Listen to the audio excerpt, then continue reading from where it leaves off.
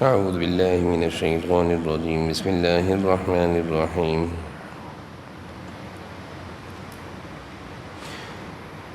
وإن عليكم لحافظين كراما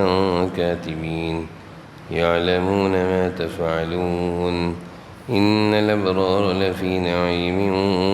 وإن الفجار لفي جحيم يصلونها يوم الدين وما هم عنها بغائبين وما أدراك ما يوم الدين ثم ما أدراك ما يوم الدين يوم لا تملك نفس لنفس شيئا والأمر يومئذ لله۔ سورہ انفطار کا درس چل رہا ہے، آیت نمبر 10 سے تلاوت ہوئی ہے۔ ابتدائی آیتوں میں اللہ تعالیٰ نے قیامت جس وقت قائم ہوگی اس وقت کے حالات کو بیان فرمایا ہے۔ دنیا، یہ کائنات جو اللہ تعالیٰ نے بنائی ہے، اس کو ختم کر دیا جائے گا اور مردہ قبر سے زندہ ہو کر میدان حشر کی طرف چلتے ہوں گے، اور اس وقت انسان کے کیے ہوئے اعمال اس کے سامنے آ جائیں گے۔ پھر اللہ تعالیٰ نے انسان کو اس کی پیدائش کا تذکرہ کر کے اس پر جو اللہ کی بہت ساری نعمتیں ہیں وہ یاد دلائی ہیں کہ پیدائش اور اس کے بعد انسان کی صورت فی ای صورت ما شاء رکبک، کس قدر بہتر انداز میں اللہ تعالیٰ نے انسان کو پیدا کیا۔ ساری نعمتوں کے باوجود انسان اللہ کو جھٹلاتا ہے، آخرت کے دن کو جھٹلاتا ہے، اللہ کی نافرمانی کی زندگی گزارتا ہے، اس کا تذکرہ فرمایا۔ اور بھی فرمایا وَإِنَّ عَلَيْكُمْ لَحَافِظِينَ كِرَامًا كَاتِبِينَ يَعْلَمُونَ مَا تَفْعَلُونَ، کہ ہر انسان پر کچھ نگران فرشتے مقرر ہیں۔ قرآن و احادیث کی مضامین سے یہ بات ہمیں اچھی طریقے سے سمجھ لینی چاہیے کہ ہم جو بھی کرتے ہیں، ہمارا ہر عمل، ہر بول لکھا جاتا ہے۔ ایک فرشتہ دائیں طرف انسان کے ہے اور ایک بائیں طرف ہے، ایک نیکیوں کے لکھنے پر مقرر ہے اور ایک گناہوں کے لکھنے پر مقرر ہے۔ اگر ہمیں اس بات کا یقین اور استحضار رہے کہ اتنا سخت معاملہ ہمارے ساتھ چل رہا ہے کہ ہر بول، ہر کام ہمارا لکھا جا رہا ہے، تو ہم غفلت کی زندگی سے توبہ طائب ہو کر ہوش کی اور دینداری کی، اللہ کی مرضی کی، فرما برداری کی، نیکی کی، تقوی کی زندگی گزاریں، اس طرح کہ اچھائیاں کریں، برائیوں سے بچیں۔ یہ جو آیتیں ہیں یہ ایک ہمیں پیغام دے رہی ہیں کہ تم آزاد نہیں، تم پر نگران فرشتے مقرر ہیں۔ وَإِنَّ عَلَيْكُمْ لَحَافِظِينَ، تم پر نگران فرشتے مقرر ہیں، تم آزاد نہیں ہو کہ جو چاہے کرو، جیسے چاہو کھاؤ پیو رہو سہو، نہیں، بلکہ تمہارا کیا ہوا ہر عمل اور تمہاری زندگی کا ہر کام، رہن سہن سب دیکھا جا رہا ہے، لکھا جا رہا ہے۔ کرامن کاتبین، لکھنے والے فرشتے جو ہیں، کاتبین مانے لکھنے والے، کرامن بڑے معزز ہیں، یعنی کوئی معمولی فرشتے مقرر نہیں ہیں یا معمولی لوگوں کے ذمہ یہ کام نہیں لگا ہوا۔ انسان کے بارے میں اگر لکھتا ہے تو یقیناً کہیں نہ کہیں گڑبڑ کرتا ہے، کبھی کچھ چھپا دیتا ہے، کبھی کچھ بڑھا دیتا ہے، لیکن فرشتے تو اللہ کی طرف سے مقرر کردہ ہیں، وہ بعینی ہی وہی لکھتے ہیں، اتنا ہی لکھتے ہیں جتنا انسان کر رہا ہے، نہ کمی کرتے ہیں نہ زیادتی کرتے ہیں۔ دنیا میں تو ایسا ہوتا دکھتا ہے کہ اگر کسی انسان کو کسی انسان پر نگران بنا دیا جائے تو وہ اپنی زیادتیوں کا شکار کرتا ہے اس کو، یعنی اپنی غصہ نکالتا ہے یا پھر اپنی مہربانیاں دکھاتا ہے۔ غلطیوں کو چھپائے گا، مہربانیاں دکھائے گا،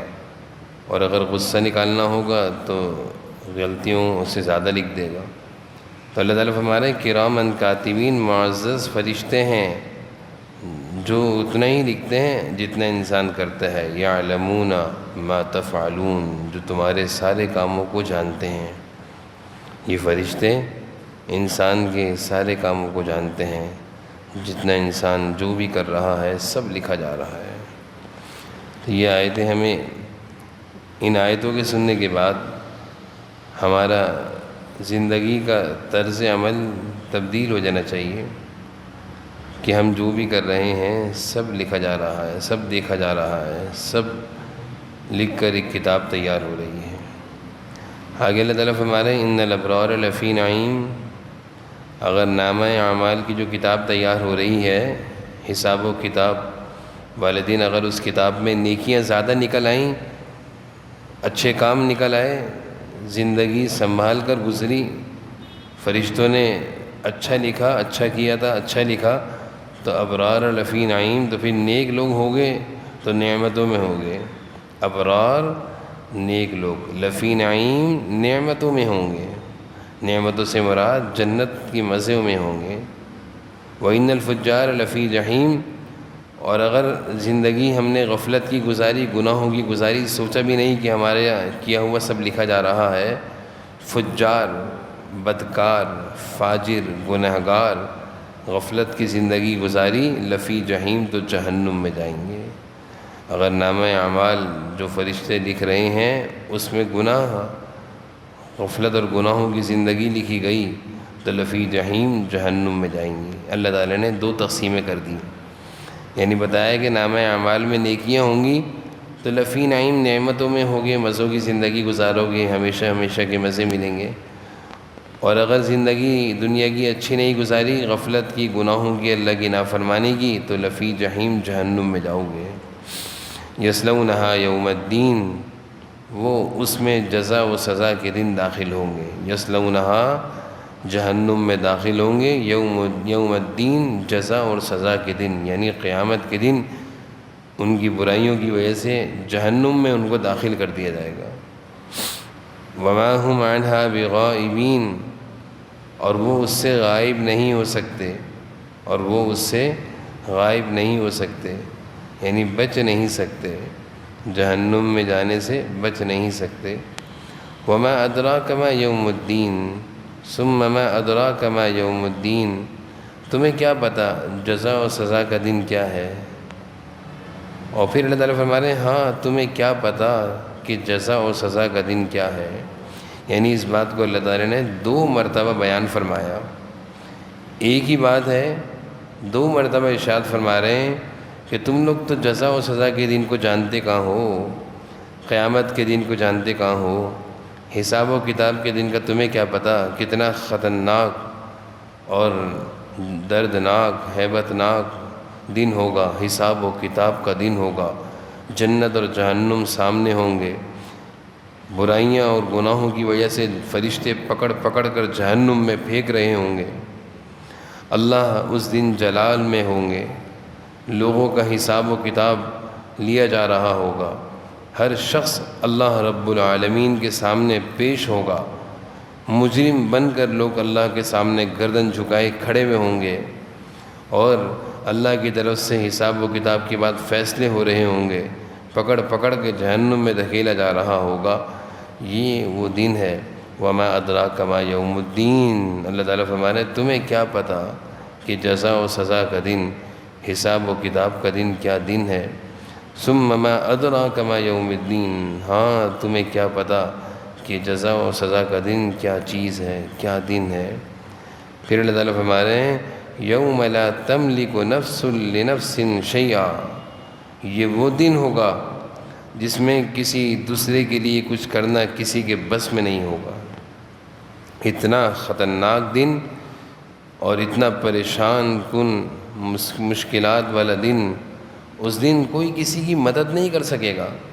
دنیا میں تو یہ ہوتا ہے اگر کسی پر کوئی مصیبت آ جائے، مشکل میں آ جائے، پریشانی میں آ جائے، تکلیف میں آ جائے، بیماری کے دن ہو، پریشانیوں کے دن ہو، نقصانات کے دن ہو، غم کے دن ہو، تو دوسرے لوگ اس کا سہارا بنتے ہیں، اس کی مدد کرتے ہیں۔ بے روزگاری آ گئی تو لوگ کھانے کو راشن دے دیتے ہیں، بیماری آ گئی تو ڈاکٹر علاج کر کے صحت کی طرف لے جاتے ہیں، کوئی غم آ گیا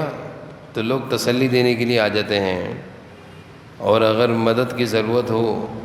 تو اطراف میں لوگ جمع ہو جاتے ہیں مدد کے لیے، یار و مددگار بن کر کھڑے ہو جاتے ہیں۔ لیکن قیامت کے دن اللہ تعالیٰ فرما رہے ہیں ایسا کچھ بھی نہیں ہو سکے گا، یوم لا تملک نفس لنفس شیئا، وہ دن ایسا ہوگا جس میں کسی دوسرے کے لیے کوئی کچھ بھی نہیں کر سکے گا، کوئی کسی کے کام نہیں آ سکے گا۔ دنیا میں اگر کوئی کام آ سکتا ہے لیکن آخرت میں کوئی اس دن کسی کے کام نہیں آ سکے گا۔ حالت یہ ہوگی جو قرآنی آیات سے معلوم چلتی ہے کہ شوہر اور بیوی کس قدر گہرا تعلق ہے، ایک دوسرے سے بھاگتے ہوں گے، باپ بیٹے سے، بیٹا باپ سے، اور بھائی بھائی سے بھاگتے ہوں گے۔ دنیا میں ایک دوسرے کے کام آیا کرتے تھے، ایک دوسرے کی مدد کیا کرتے تھے، لیکن محشر کے میدان میں قیامت کے دن ایسی سب کو اپنی اپنی پڑی ہوئی ہوگی، نفسی نفسی ایسی ہوگی کہ ہر شخص اس اپنی فکر میں ایسا دوسرے سے غافل ہوگا کہ وہ رشتے جس کے لیے دنیا میں انسان سب کچھ کرنے کو تیار تھا، جان دینے کو تیار تھا اپنے بھائی کے لیے، اپنے والد کے لیے، لیکن آخرت کا منظر، قیامت کا دن، اس دن کوئی کسی کے لیے کچھ بھی نہیں کر سکے گا۔ والامر یومئذ للہ والامر یومئذ للہ، اور اس دن تمام تر حکم ایک اللہ کا چلے گا، اس دن تمام تر فیصلے اللہ کے ہوں گے۔ وہاں پر کسی کی حکومت، سلطنت، بادشاہت، وزارت، اختیارات کچھ بھی نہیں چلیں گے کسی کی، سب حکومت، سلطنتیں، اختیارات، وزارتیں ختم ہوں گی، ایک اللہ کا حکم چلے گا۔ اللہ تعالی ہمیں اس دن کی فکر دلا رہے ہیں، اس دن کی غفلت جو ہمارے دلوں پر چھائی ہوئی ہے اس کو دور کر رہے ہیں، ہمیں یہ بات سمجھا رہے ہیں کہ اصل آخرت ہے، اصل مرنے کے بعد کی زندگی ہے، حساب و کتاب ہے، جنت جہنم ہے، اس طرف اللہ تعالی ہمیں ان مضامین کے ذریعے سے یاد دہانی کرا رہے ہیں۔ دنیا ہے، چند سالہ زندگی ہے، دنیا کے جھمیلے میں پڑھ کر ہم آخرت کو بھول جاتے ہیں، لیکن جب قرآن و حدیث سنتے ہیں اور قرآنی مضامین ہمارے کانوں میں پڑھتے ہیں تو پھر کچھ ہمیں سمجھ میں آتی ہے کہ دنیا ہے چھوٹ جائے گی، اصل تو آخرت ہے۔ دنیا کے مزے بھی عارضی، یہاں کی تکلیفیں بھی عارضی، آخرت کے مزے بھی ہمیشہ کے اور وہاں کی تکلیفیں بھی ہمیشہ کی۔ اللہ تعالیٰ ہم سب کو سمجھنے کی عمل کی توفیق نصیب فرمائے۔